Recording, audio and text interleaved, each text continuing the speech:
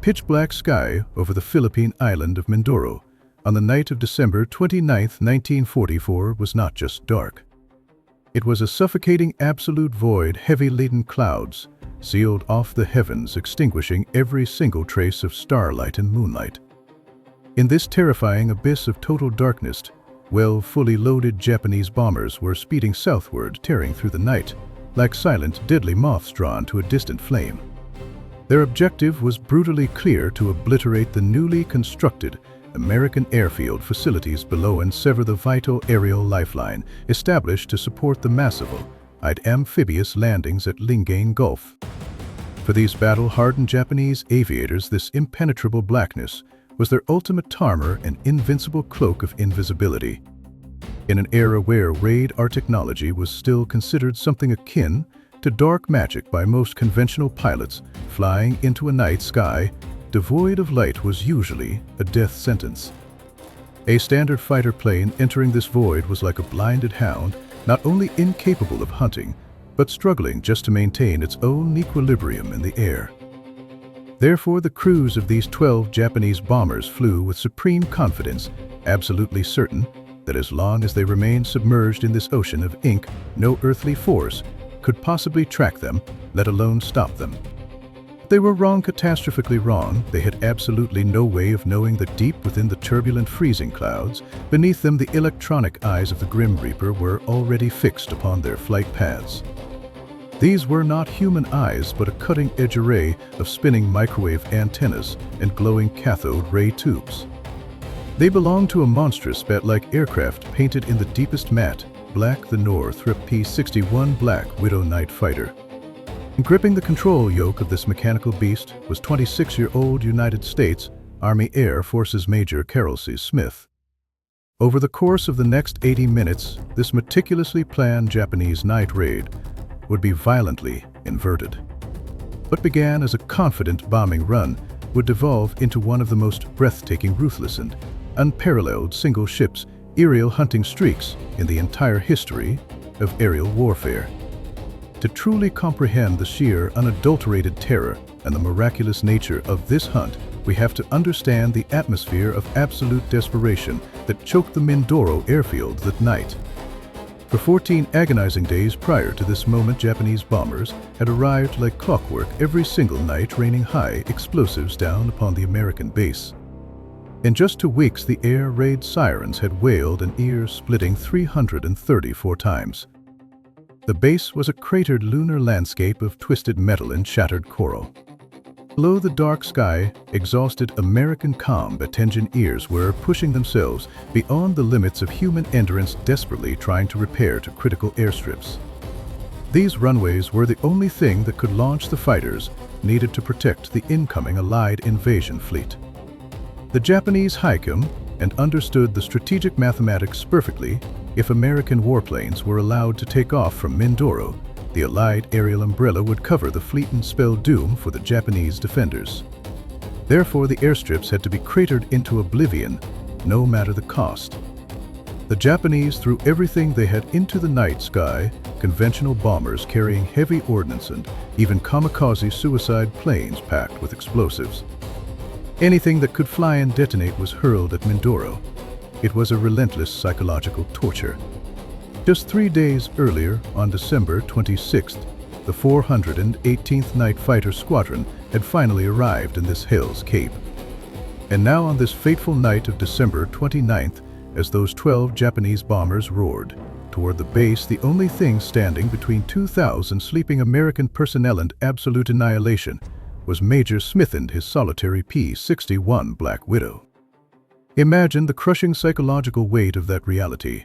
One single aircraft tasked with intercepting a dozen high-speed, lethal targets in a sky where you couldn't even see the nose of your own plane. Every single bomber that slipped past Smith meant dozens, perhaps hundreds of American casualties on the ground. Major Smith's steed was not the nimble, darting swallow of daytime dogfights like the P-51 Mustang or the Spitfire. The P-61 Black Widow was a Leviathan. It was the first American aircraft designed from the ground up, right from the initial blueprints, specifically to own the night. It was intimidating line, massive, boasting a staggering wingspan of 66 feet, making it roughly the size of a medium bomber. This gargantuan airframe was propelled by two terrifyingly powerful Pratt Whitney R2800 double-WUS radial engines. Each of these mechanical monsters could violently churn out to 1,000 horsepower, allowing this heavy armored beast to reach a top speed of 366 miles per hour.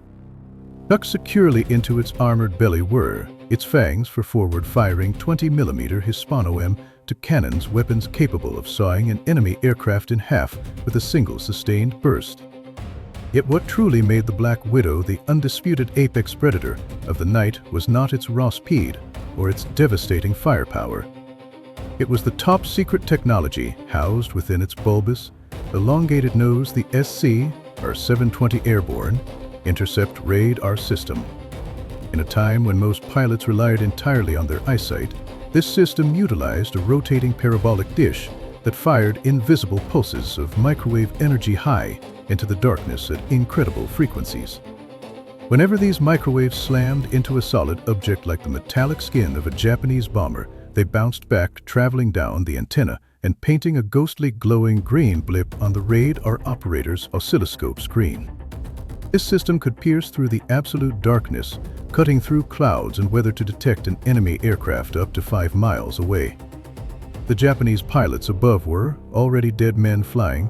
They just hadn't heard the executioner's footsteps yet. At exactly 23:42 hours, the heavy static of the intercom crackled in Smith's headset. The voice of his radar operator, Lieutenant Philip Porter, cut through the white noise. "Major, I have for distinct bogies on the scope, all heading south toward Mindoro, staggered altitudes." Porter was an artist with the radar scope, having stared at those dancing green phosphors for 6 solid months. He could read the electronic tea leaves better than anyone. He could determine the enemies heading, their altitude, their speed, and could even filter out friendly aircraft from a hostile bomber stream. But right now, Porter and Smith were facing a terrifying mathematical dilemma. There weren't enemy aircraft out there in the black.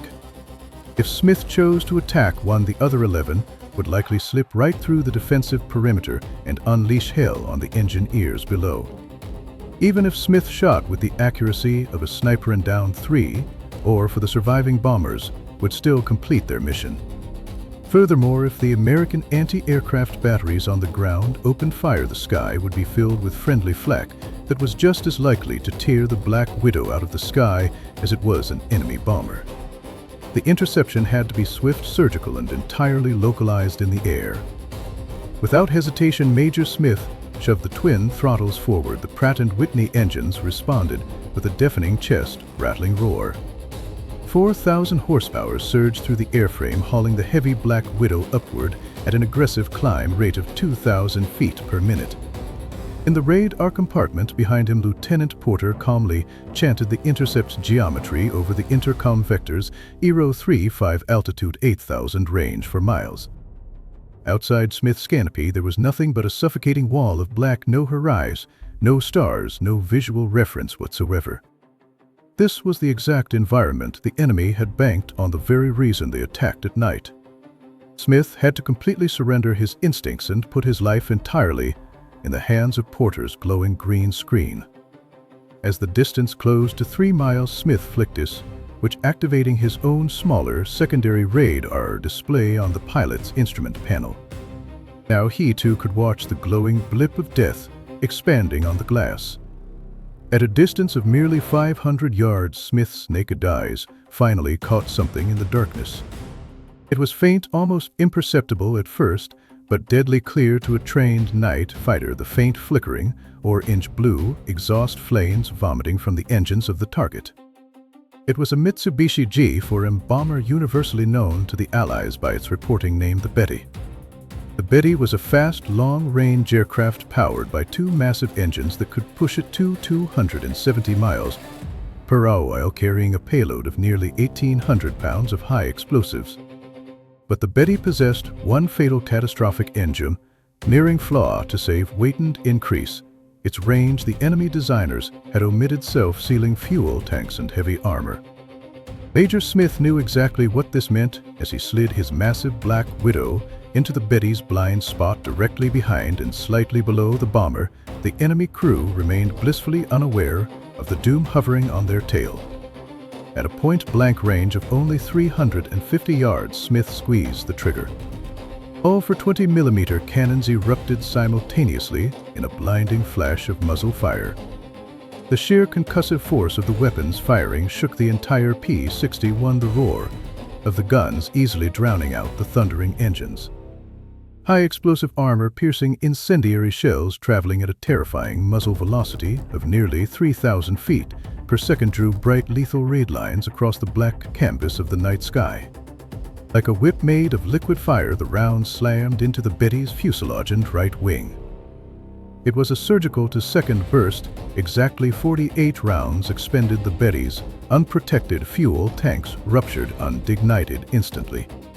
The bomber did not just catch fire, it evaporated in a catastrophic mid-air explosion. A massive fireball violently illuminated the surrounding cloud layer, casting eerie shifting shadows across Smith's cockpit. The burning, twisted wreckage of the Betty tumbled out of the sky, leaving a thick trail of oily black smoke before smashing violently into the freezing ocean below at 00:19 hours. One confirmed kill, 11 targets remained, but there was absolutely no time for celebration in the cockpit of the Black Widow. Smith threw a quick glance at his instrument panel and felt a cold knot form in his stomach. His fuel gauges indicated that his aggressive climb and maximum power intercept had already incinerated a terrifying 15% of his aviation fuel. Worse still, Porter's radar screen showed 3 more targets rapidly closing in on the Mindoro airfield. The nearest of these new contacts was 23 miles away from their current position. In the vast, disorienting expanse of a night sky, 23 miles is an eternity. Even cruising at the Black Widow's respectable speed of 280 miles per hour, it would take them a full 5 minutes to close the distance. And during those 5 agonizing minutes, the enemy bombers would be screaming closer and closer to the American troops. Smith had no alternative. He firewalled, the throttles once more pushing the heavy night fighter to an extreme speed of 320 miles per hour. Every single second spent at this maximum continuous power setting was drinking aviation fuel at a catastrophic rate. Every minute he spent hunting in the black was actively reducing his chances of having enough gas to survive the flight home. But the alternative was letting the base burn. By 00:23 hours, the P-61 was tearing through the night at 9,000 feet. Porter had expertly locked onto the second radar contact range 7 miles. But as they closed in, the geometry of the intercept began to look wrong. This target was moving incredibly fast, much faster than the Betty bomber they had just obliterated. Even more concerning, the blip on the radar wasn't flying a steady, predictable bombing run. It was Jin King constantly changing its altitude and heading in erratic, unpredictable patterns. This was no lumbering bomber. This was a fighter. It was a Nakajima Ki-80 for Hayite, known to the Allies as the Frank. This was one of the most advanced lethal single-engine fighters the enemy forces fielded in the entire war. The Frank could easily reach speeds of almost 400 miles per hour and was heavily armed with cannons and machine guns. In terms of pure aerodynamics, climb rate and maneuverability, the Frank completely outclassed the heavy twin-engine P-61. If this engagement had been taking place at high noon under a clear blue sky, a skilled adversary pilot in a Frank could have easily danced around the Black Widow and torn it to shreds.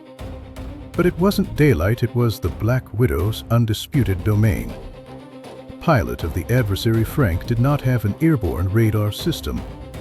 He was flying totally blind, executing wild, paranoid, evasive maneuvers in the pitch black, desperately hoping his naked eyes would spot the shadow of an American interceptor against the dark clouds. He had absolutely no idea where Smith was, but his frantic, unpredictable flying was making it a nightmare for Porter to maintain a steady radar lock. Smith had to improvise. He realized he could use the Black Widow's massive weight to his advantage. He violently hauled back on the yoke, forcing the P-61 into a steep climb to gain an altitude advantage over the frantically maneuvering Frank. Then, waiting for the perfect moment, on the radar scope, Smith shoved the nose down. The heavy night fighter dropped out of the sky like a falling anvil. Gravity took hold and the P-61's air spun, wildly pushing past 390 miles per hour, dangerously close to the aircraft's structural limits, where the wings could rip right off the fuselage. The wind screamed over the canopy as the distance violently compressed to 400 yards. Smith slammed his finger onto the trigger.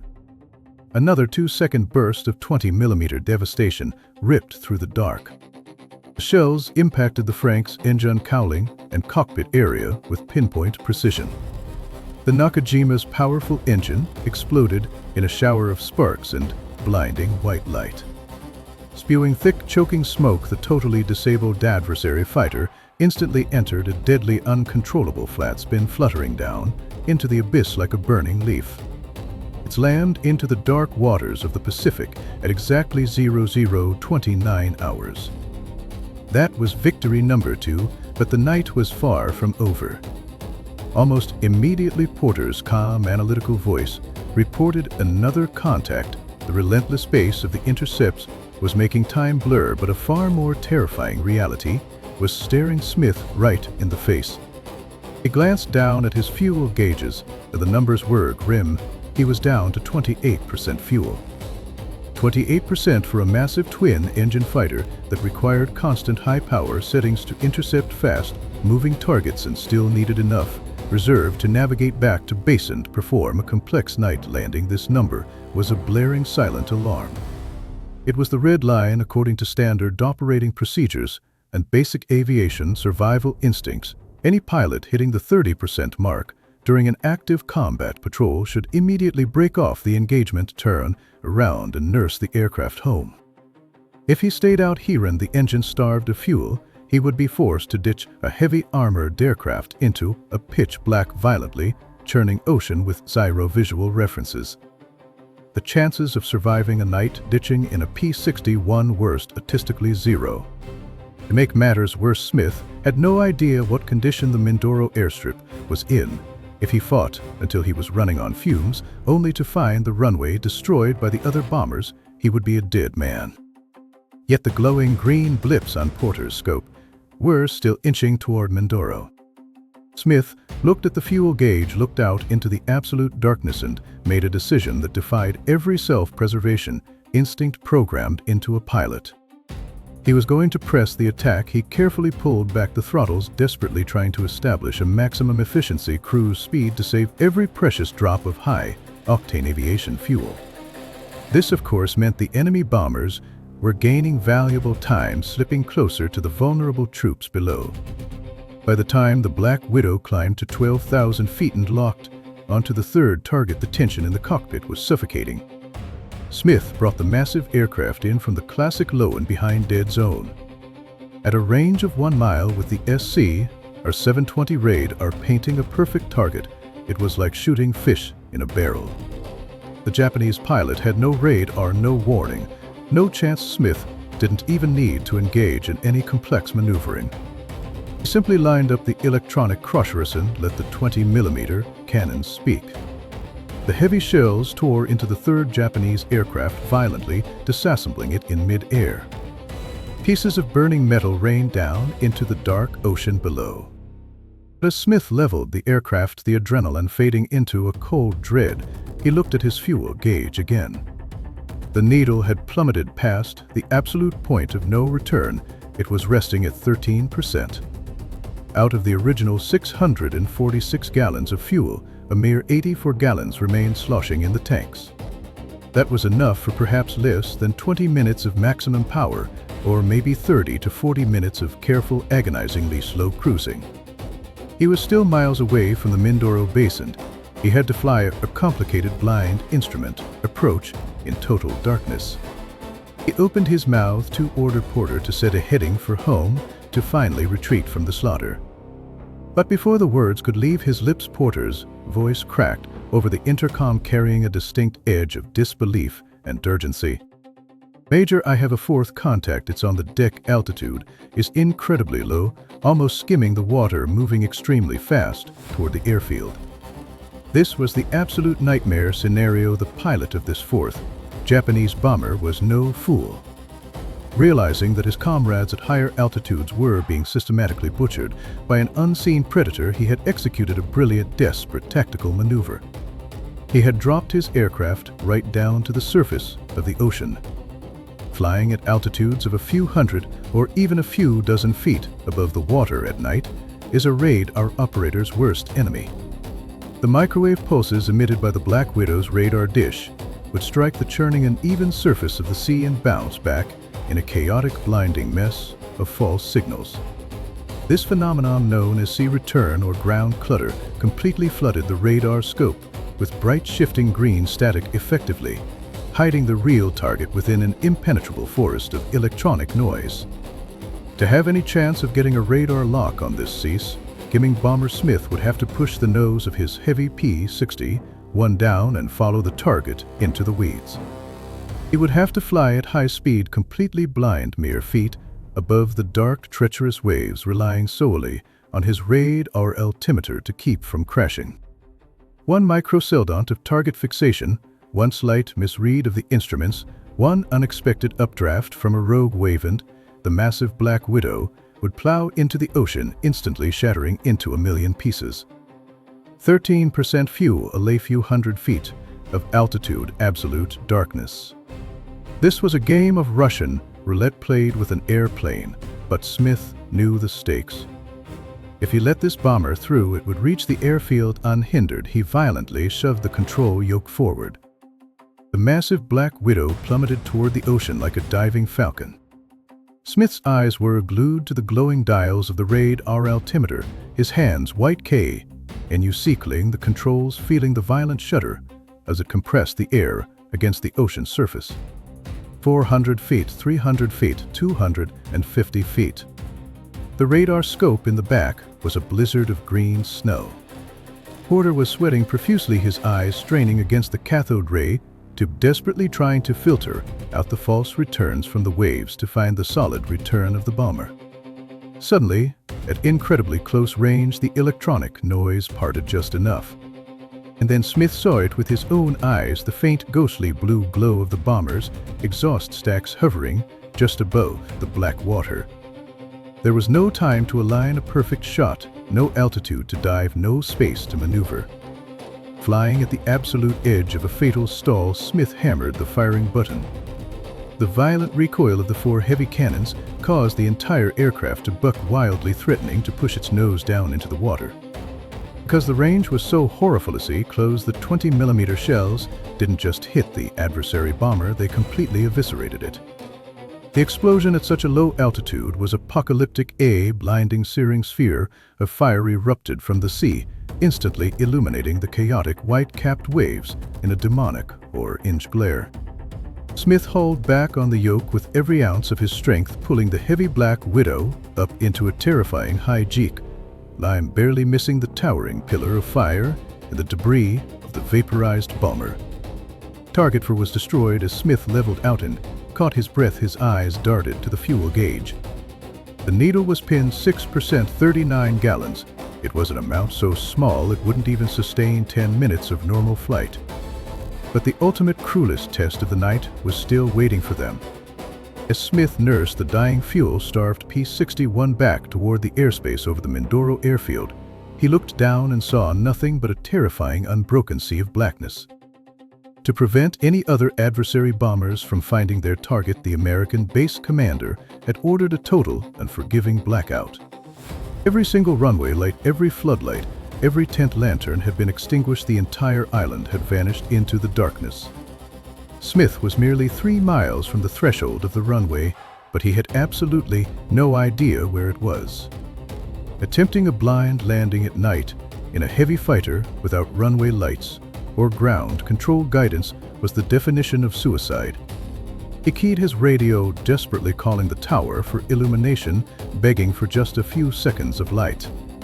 The radio returned nothing but the hiss of static. The fuel tanks were practically sucking air. The engines could sputter and die. at any given second. In these final agonizing minutes, Smith exhibited a level of cold mechanical precision that bordered on the superhuman. With the windows totally useless, he relied completely on the voice of Lieutenant Porter in the back. Porter used the radar to paint the geography of the island, guiding Smith with precise azimuth callouts. Combining this with the constant readouts from his radar altimeter, Smith violently forced his brain to construct a three-dimensional virtual glide slope in his mind. He threw the lever for the landing gear. The hydraulic pumps, wind, and three green lights illuminated on the panel, indicating the heavy wheels were locked in place. He dropped the flaps, feeling the aircraft balloon slightly as the drag increased, 100 feet, 50 feet, 20 feet. Surrounded by nothing but impenetrable darkness, waiting for the sudden violent impact of the ground, Smith flared the massive aircraft based on nothing but instinct, muscle memory, and the rapidly spinning dials in front of him.